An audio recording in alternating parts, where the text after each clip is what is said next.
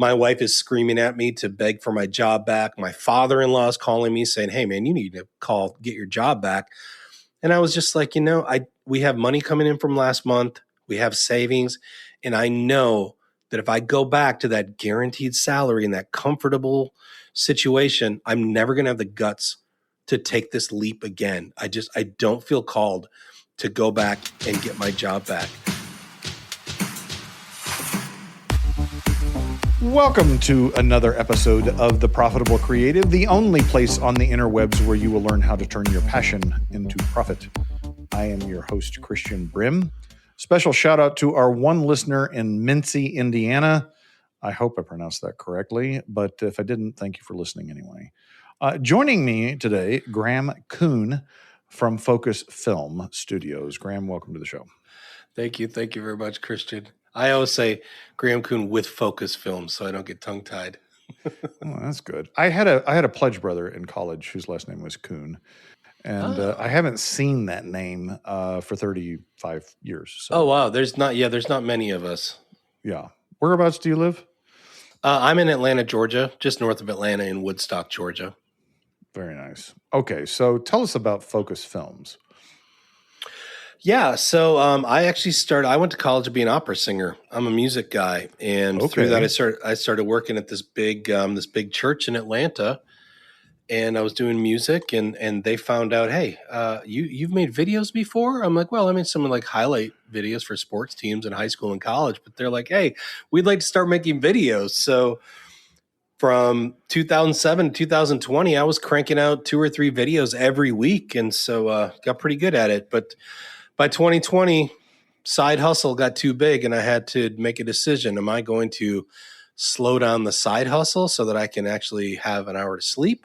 Or are we going to quit the salary job with benefits? And my wife's a stay-at-home mom and 3 kids. And 45 years old, I took the leap into business ownership and being self-employed. So that's the origin story of Focus Films. But really, what I love about what we do is taking the storytelling perspective and really digging in deep with our clients, with the owner of the company, and really why they do what they do, rather than focusing on features and benefits of the business or warranties or how many years they've been in business, but really the story of why they do it.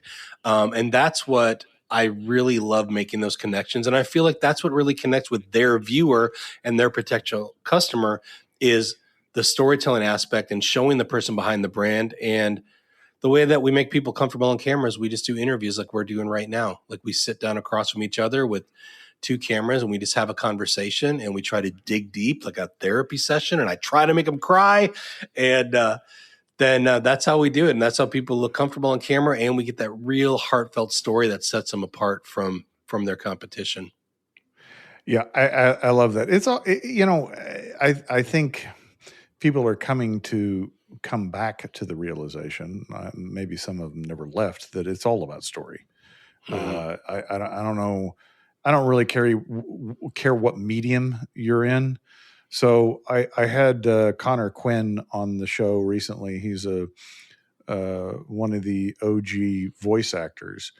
And he was talking about the guy. He took lessons from the guy that did the voice for Yogi Berra. I don't remember his name. Not Yogi Berra. Yogi Bear. Yogi Bear, yeah. For Hanna-Barbera. And he was describing to him that like, no. I've got a whole story behind Yogi the Bear. Like, why does he wear a tie? And why does he wear that hat? And like, there's just this whole story behind him that shows up in the character, but nobody ever knows about, nobody ever hears, right? And I think whatever the medium is, what is compelling to humans, the human brain, is the story. We're wired that way, as Donald Miller would say, and it's the emotional connection. That's how you connect with people. So, what was that transition like at 45? That's a little longer in the game than a lot, and you. I don't want to say changed careers, but sort of. What was that like? Yeah, it was absolutely terrifying. So, I mean, I'm not going to lie. Like my wife had been a stay-at-home mom. That's what she wanted to do. We were single income. I had 3 small kids at home. I think there were about 2, 4, and 6 or something like that. Maybe 3, 7 and something. But it was terrifying because my last day at my salary job was March 13th, 2020. And we had planned to make this leap. I had a full book of clients. I had contracted about $100,000 worth of projects between May and August that year. And I mean, my salary was $57,000. So $100,000 in work over a few months is like, oh my gosh. And so I had a full book of clients. I had a monthly retainer. We had saved up like 6 months of saving, 6 months of expenses. Like, I mean, we couldn't have prepared more and made it a more perfect transition than we did. Unfortunately, March 13th was my last day. March 16th, everything shut down. All of those contracts went away. Eventually, that monthly retainer went away, and it was absolutely terrifying. So I had a much scarier transition than most. But long story short, got through it. Got to do some really cool things that I would not have otherwise done. Like I got to travel to California and Texas and do some videos for Nokia. That was not, in the plan. I got to live stream some Jewish high holidays. Like I was working in a Catholic church. I'd never been in a Jewish synagogue in my life. One of my friends is Jewish.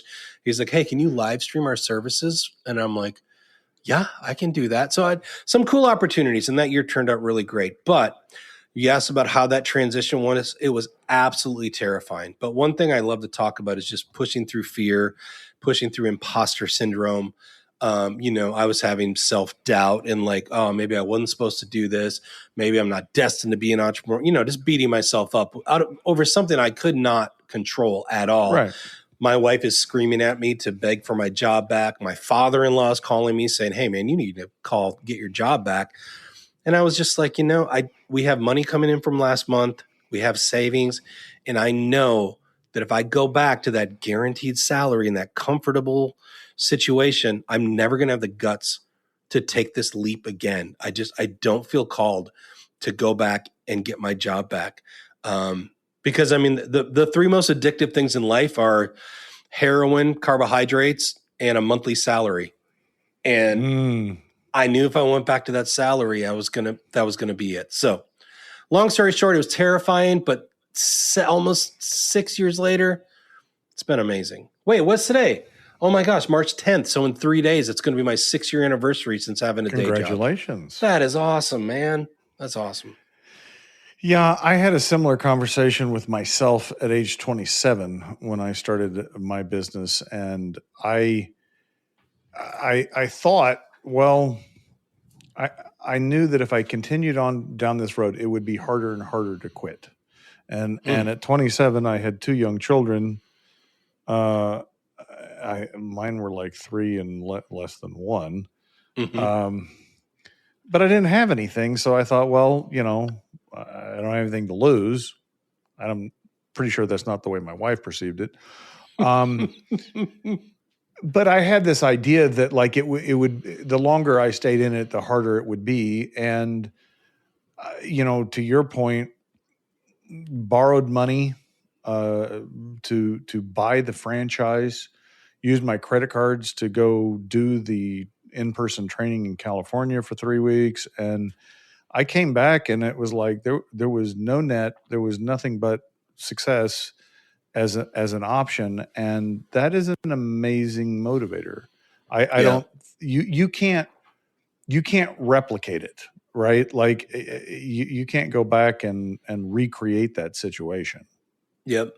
Yeah. And actually that's part of my story too, is like not having a safety net. Like I actually flunked out of college.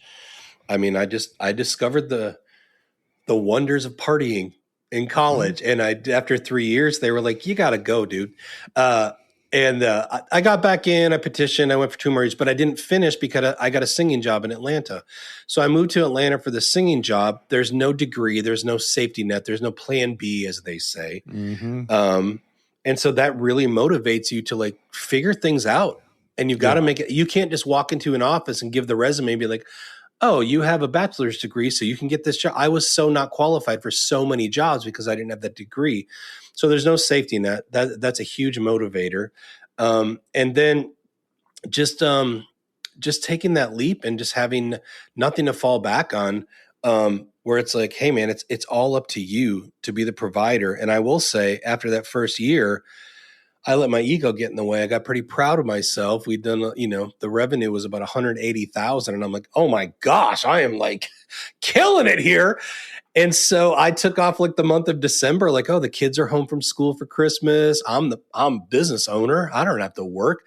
Man, I came back that January, had nothing in the funnel, no pipeline. It took me the whole first quarter to get things ramped up again. So ever since then, I've tried to keep my ego in check, not take my foot off the gas. And, you live and you learn. But yeah, it was like, oh, I got this figured out. I'm not going to work this month. Idiot. I did not fill my pipeline. I heard the founder of Boston Market speak to a group of entrepreneurs, and he has a very Italian, very Boston accent, so he's very hard to understand. That.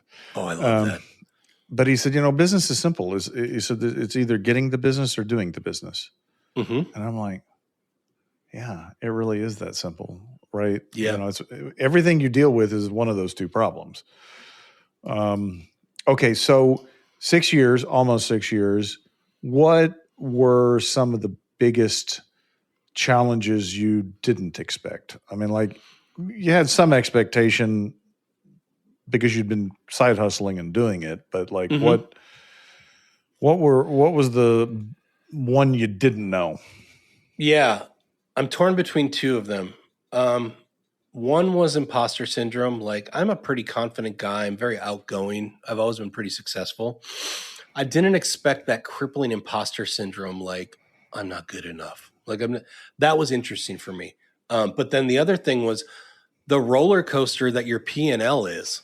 Because you're so accustomed, or I was accustomed for, I was 45. So God, I'd been working for 30 years.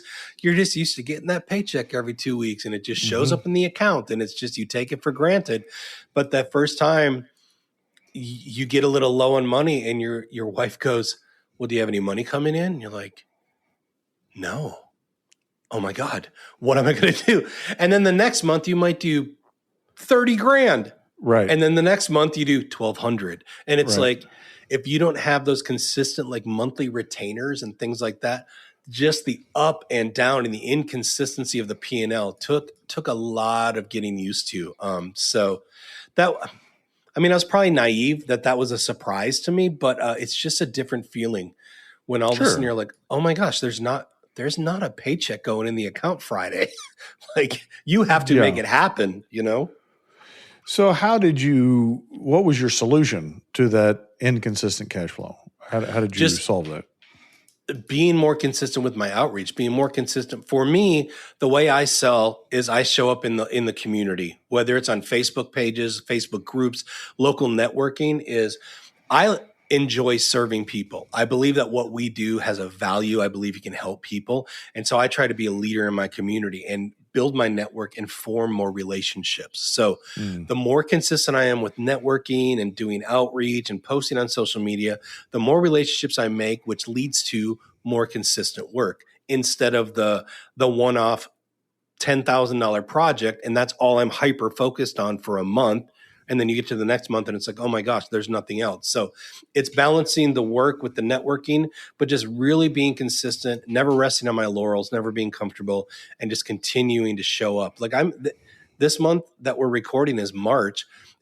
I believe I'm on pace to have the highest revenue month I've ever had in 6 years, but I'm not stopping. Because I know I've got to keep showing up. I can't just sit here and like work on these projects. I've got to keep showing up and networking and making myself known and serving people. And so that's really how I solved it, is being more consistent with relationships and networking and meeting more people and consistently talking about my business. And really, one of my friends calls it being impossible to ignore. It's like, God, you're posting every day. You're always on LinkedIn. You're always on Facebook. And I'm like, yeah, I'm impossible to ignore. Somebody thinks video, they're like, hey, that guy in Atlanta, that Graham guy, I love that. I actually was secretly hoping that you'd say, well, yeah, I implemented profit first. And that's how I was able to.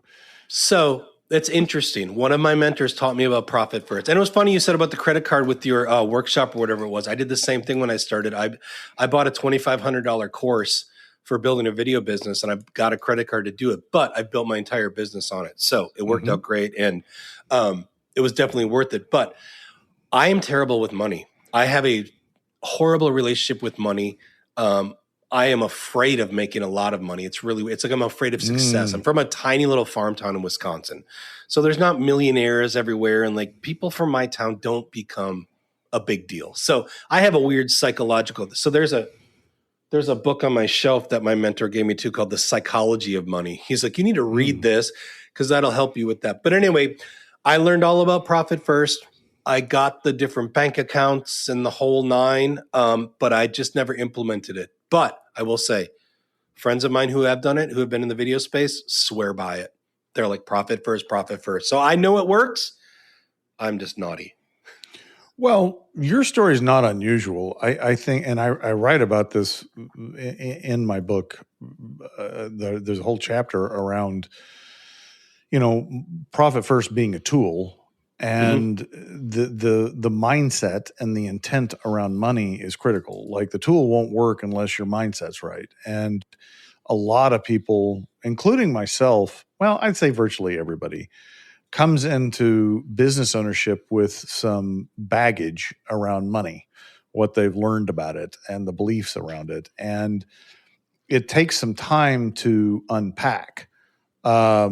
You mentioned in the green room, wanting to talk about, pricing and charging enough. And one of my favorite stories on that is a guy by the name of Cliff Ravensclaw. He was on the show a couple of years ago. You can go listen to that. He was an OG podcaster. He and his wife did a podcast on Lost. And every week, when the episode come out, they would break it down. And he got into podcast. This is very early on. So he would coach people that wanted to start a podcast, and at that time it was a lot around equipment. And so he would sell equipment and help them set it up and teach them how. And this guy that he had sold some equipment to had said, "I'm having this problem. Can I schedule some time to consult?" And he goes, "Yeah, it's an hour and it's $250, something like that." And he said, "Great, we'll talk next week." And then Cliff is sitting there and he's like, the manufacturer's got a 1-800 number, and he could probably call them and they could fix his problem for free. And so he emails his client and he goes, "Thanks, I still want to meet next week." And so he gets on Skype or whatever it wasn't Zoom. Right. And he's 5 minutes early for the call, and the client's on the call. And the client describes the problem, and Cliff says, "Oh, well, do this." And he did. And literally in 60 seconds, he'd solved the problem. The time for the appointment had not even arrived yet. And the guy's like, "Great, send me a bill." And Cliff's like, "I can't send you a bill." He goes, "Why?" He goes, "Well, we didn't even meet for the hour, and like it only took." And he's like, "I don't care. You fixed my problem. Send me a bill." He had to argue with Cliff, to get him to send a bill. And in Cliff's mind, he hadn't worked hard. He didn't earn that money. Yeah. Yeah. Yeah. And he really had to unpack that to figure out, like, no. This is not right. And but I like that story because there's all kinds of bullshit that we have in our heads and beliefs around money that affect our business decisions. So what you wanted to talk about it, how have those money beliefs that you've brought into the business affected how you do business?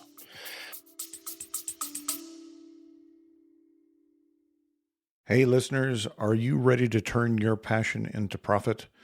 Then grab a copy of Profit First for Creatives, Click the link in the show notes to purchase a copy. And if you're not ready to make that full commitment, you can download a free copy of the first chapter. Check it out right now.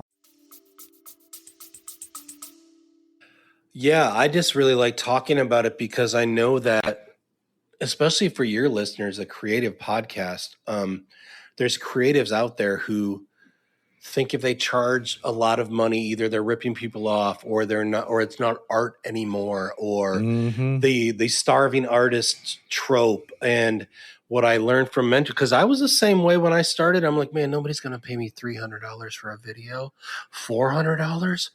What? It takes me, I'm making a small salary at the church, and what it takes me a couple hours to do this. I'm going to ask for $500. It's like, it was insane because I had this thinking where I wasn't valuing myself. I wasn't valuing what I was providing for the client. So it was imposter syndrome, limiting beliefs and all that. But I like to talk about it because I want people to know that you set your value. And you need to know what you are worth. You're solving problems. To your story about Cliff, it's like that story I've heard where it's a painter and they come and they paint something for somebody, and it takes an hour, and they ask like $5,000 for it. And they're like, but it only took you an hour. And it's like, no, it didn't take me an hour. It took me 25 years of experience that I can deliver this beautiful thing so quickly. That's the value. And so it's not an hourly wage. It's not based on, I don't charge. A lot of video people charge half days and day rates. We charge by the project. I don't believe in charging by the hour. I don't believe in line iteming things like we're using this camera, so it's $100 a day and all that.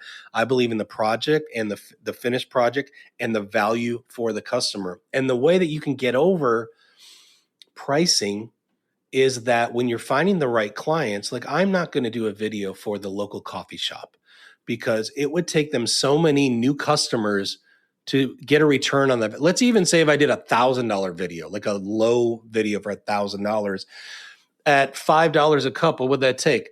200 new customers to even break even with that? Like, dude, I'm good, but I'm not going to get the local coffee shop 200 people. But if I'm doing a video for a luxury custom home builder that's selling a $3 million home and they're going to net $300,000 from it, $10,000 in video work to profit $300,000 is a drop in the bucket. So it's psychologically, if you're knowing the value of what it's going to do for your customer, it just takes that pressure off of, well, can they afford it? Am I charging too much? It's like, no, dude, what I'm providing them has value. It's going to get them a return. And so I need to be compensated for it. That was the mind shift that I needed to understand the value that I'm providing. It's not about the number of hours. It's about my experience and how I'm going to help that person make more money.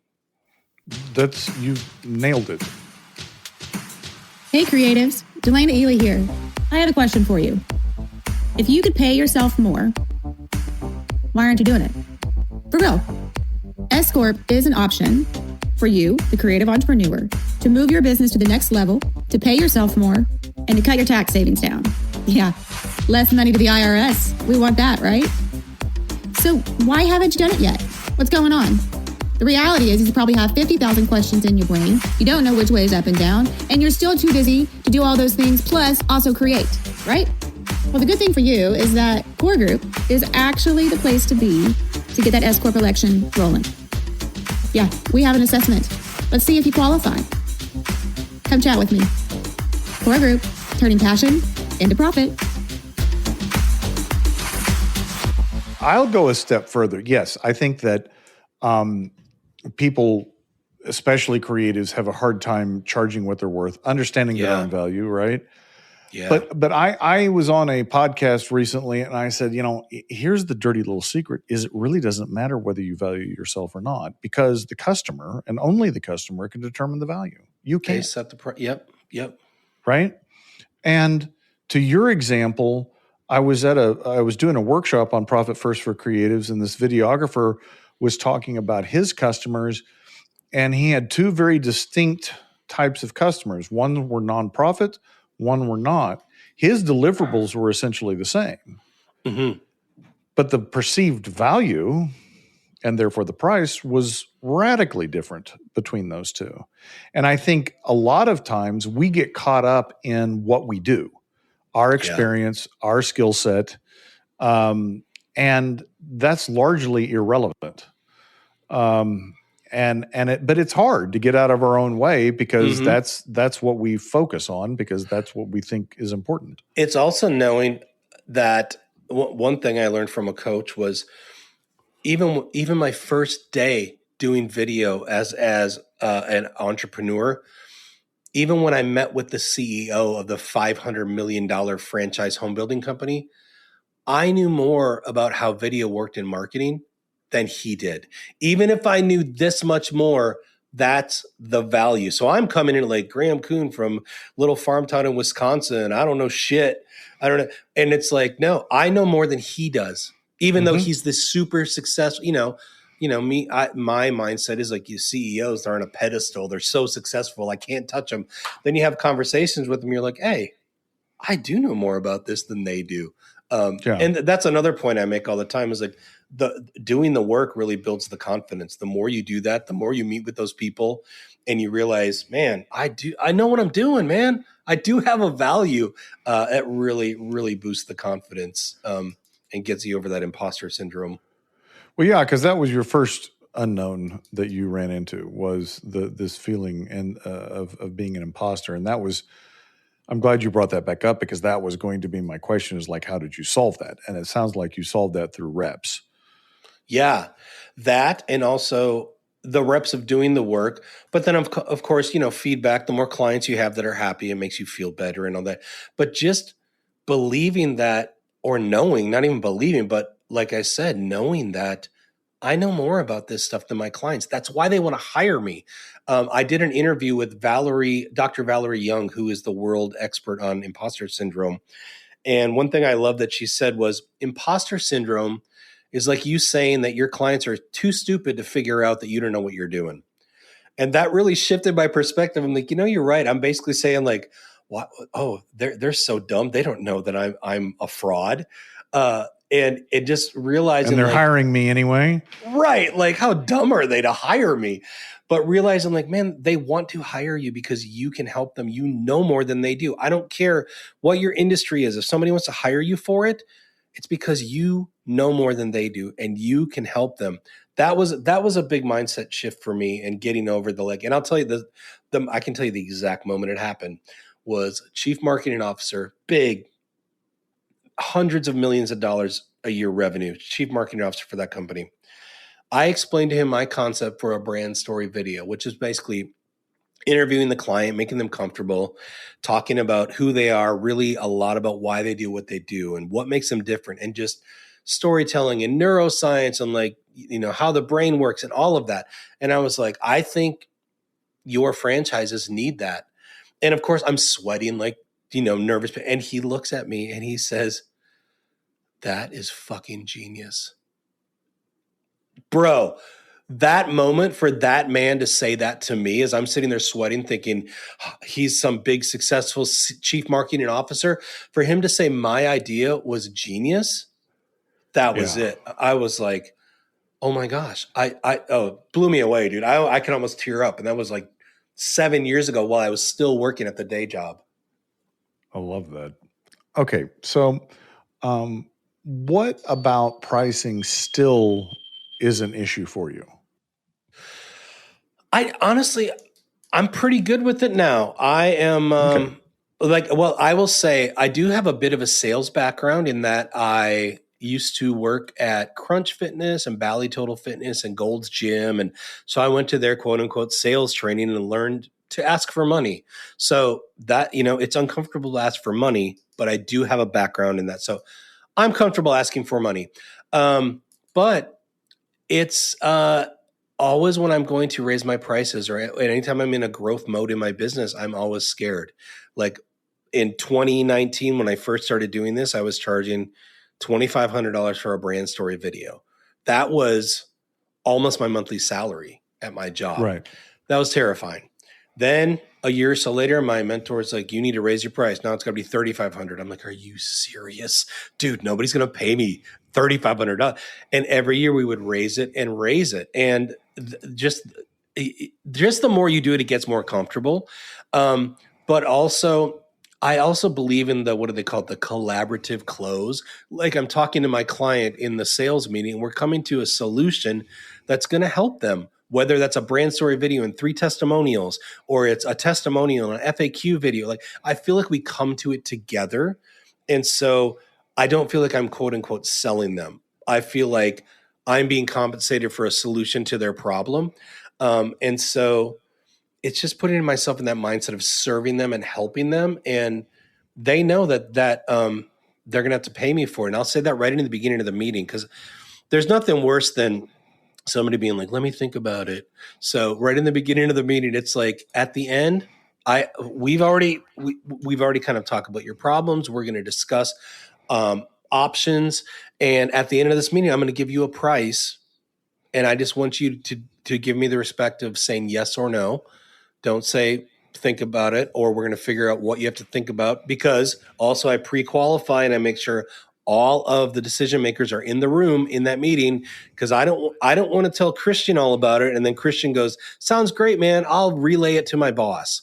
Right. It loses all its muster. So decision makers are in the room. I tell them at the beginning of the meeting, I'm going to give you a price at the end. Just say yes or no. And we're still friends, literally, no matter what happens. Mm-hmm. And then I give them the price. And this was what my mentor told me. He's like, give them the price and say, is that doable? And shut the fuck up. Mm-hmm. That's what he would say. And he would also say, don't be a bitch. If in your head, it's $9,000, you put $9,000 on that paper.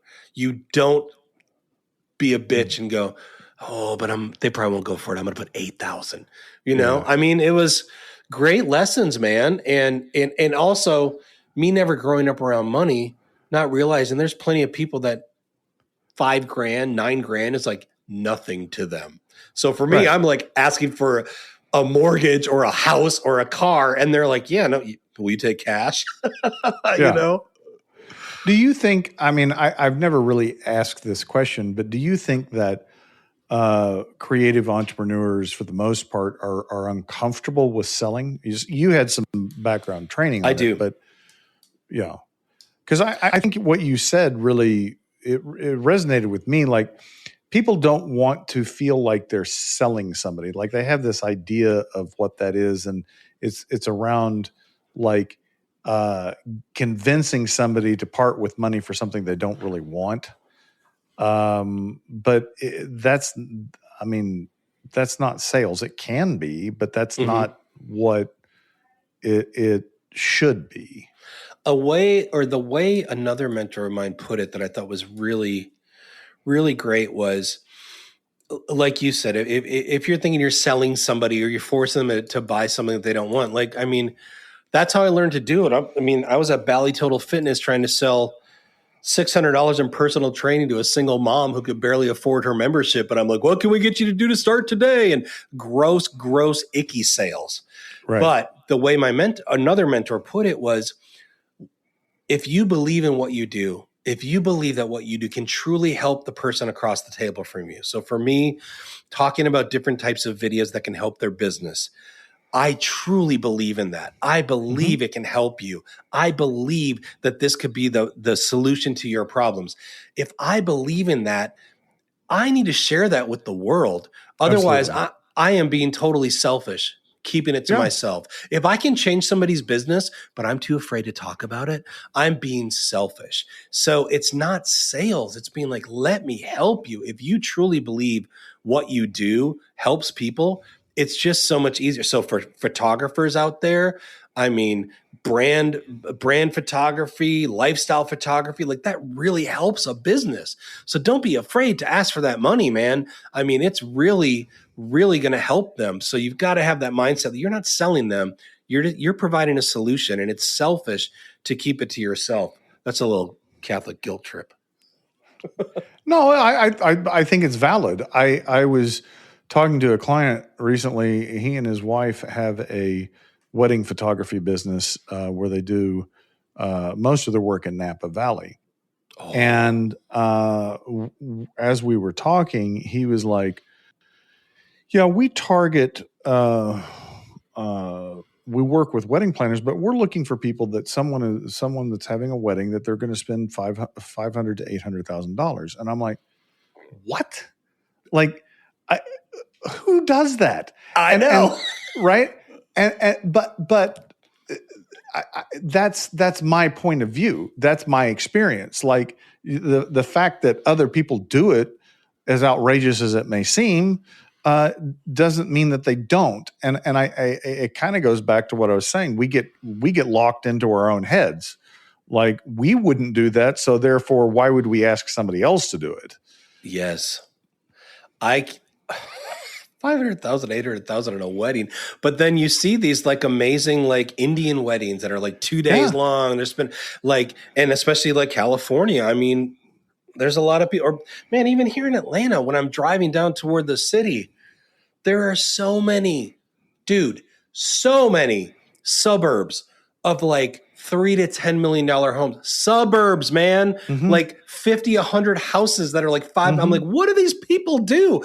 But they're out there and they need solutions to problems just like everybody. So yeah. And then that's what my original mentor coach guy who gave me the psychology of money was a concept I could not grasp. He goes, man, when somebody buys from you, the exchange of money, it's just a transfer of energy.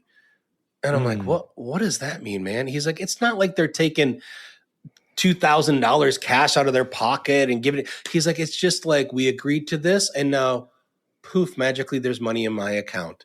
And it's just, it's just an exchange of energy. And I'm like, man, that is so woo woo, but it really gave me a perspective on it. It's not like I'm got a stack of cash and I'm giving it to you. It's just an agreement and exchange of energy. I'm like, that was really powerful for me.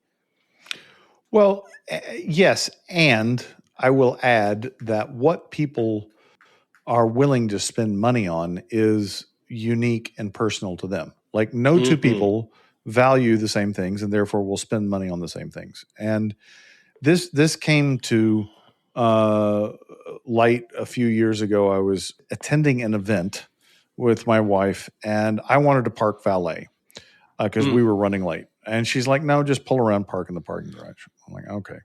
So we park in the parking garage and we're walking to the venue and one of my colleagues comes along and he's worth like 9, not maybe 10 figures, like a lot of money.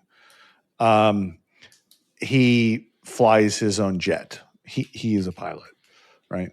And we're walking over there and she said, well, see, so-and-so didn't pay valet. And I said something and he goes, yeah, I'm too cheap to pay valet. I'm not going to pay for valet. And I said to him, yeah, someone that writes $50,000 jet fuel checks every month can't call themselves cheap. Mm-hmm. And then he just paused and he kind of giggled to himself. Like, but my point of that story is that money was no object to him. He could literally buy whatever he wanted, but he wasn't going to pay for valet. Mm-hmm. And that theme is true in every human. Like, you know, you're going to run into people that are going to say, I'm not going to pay you for that because they don't value it. And that's totally fine. And that's like the story how you and I both put workshops and courses on a credit card because we're like, for me, it was $2,500. And I'm like, that's a lot of money, but it was so worth it to me because I truly believed what it was going to do for my business and my life. And thank God I was right. But to your point, then I won't spend $30 on a valet. Like, right. But I will though. I mean, I'm like, my wife and I are the same where she's like, no, we'll just park 4 blocks away and walk. I'm like, I'd rather spend $30 to be parked right here for the convenience of it. But yeah, that's so true. It's really up to the person. Back to what you said, your clients are going to determine your price or your value, or what they'll pay you for what you're providing for them. It's not on you to feel like I'm worth $5,000. I'm worth $10,000. If your clients say you are, then you are. That's correct. And the people that won't pay you what you want, I'm not going to say what you're worth, because who knows what you're worth. What you're asking for, whatever you're asking for, is they absolutely 100% won't value what you do, and it's that paradox. Like the amount that people pay sets the perceived value. Mm-hmm. It's like Mercedes-Benz back in the 70s. They were new to the U.S. market.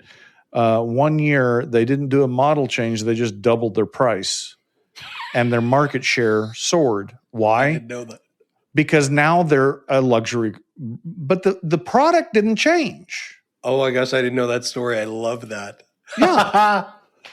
But that's what I'm saying is that if I pay you a lot of money, I obviously value it. Yep. But if I pay you a little amount of money, I don't value it.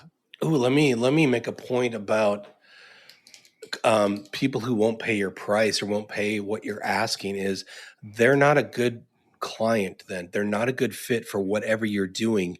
It's a great lesson that I learned, is that if somebody's trying to haggle a price with you or nickel and dime you, for me, that's not a good fit. That's not somebody I want to work. Because if it's going to be an ongoing project, they're going to be a pain in the ass. 100%. And I'm just at a point I'm at a point in my life where, dude, I just want to be happy.